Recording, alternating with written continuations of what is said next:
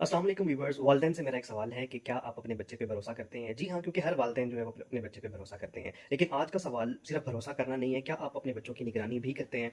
Criminology का एक concept है जिसे हम सोशल कंट्रोल थ्योरी कहते हैं। सोशल कंट्रोल थ्योरी के मुताबिक बच्चा जो है वो गलत नहीं होता। बच्चा जो है वो अपनी कंपनी, अपने दोस्तों, अपने माहौल और पेरेंटल कंट्रोल, जो वीक पेरेंटल कंट्रोल होता है, उसकी वजह से गलत सीमत में जाना शुरू हो जाता है। एक छोटा सा इंसिडेंट आपको जो है वो नरेट करना चाहूँगा, बयान करना चाहूँगा। ये सिर्फ आपकी आंखें खोलने के लिए है, ये आपको डराना मकसद बिल्कुल भी नहीं है।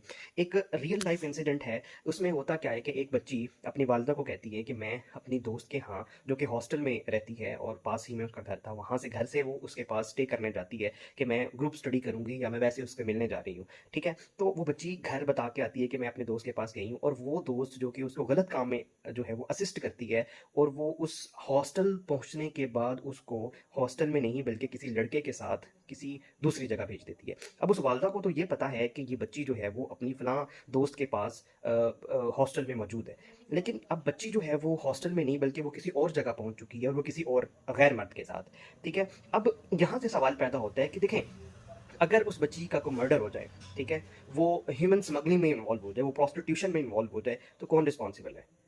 क्या उस माँ की आंखों में जिसमें धूल झोंका गया कि मैं जो है वो उस दोस्त के यहाँ जा रही हूँ, क्या यही दोस्ती है? क्या यही दोस्ती का तकाजा है कि आप अपने पेरेंट्स को जो है वो धोखा दें, चीट करें, आप झूठ बोलें? ठीक है, तो आज का जो वीडियो बनाने का पर्पज़ ही सिर्फ ये था कि पेरेंटल कंट्रोल अपना मजबूत रखें अपने बच्चों को।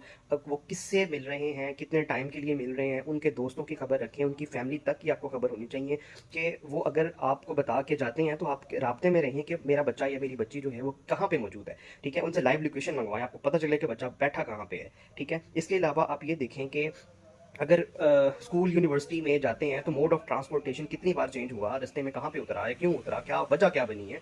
ठीक है, अगर आप उनको अकेले भेजते हैं तो उस बंदे को कह के भेजें कि रास्ते में जिस भी डेस्टिनेशन पर जाना है उस डेस्टिनेशन के अलावा आपने कहीं पे रुकना नहीं है। ठीक है, तो आप इन चीज़ों को जब मॉनिटर करेंगे तो बच्चों को भी पता होगा कि हमें रिस्पॉन्सिबल, हमें जो अकाउंटेबल ठहराया जाएगा हमारे हर एक्शन के अगेंस्ट।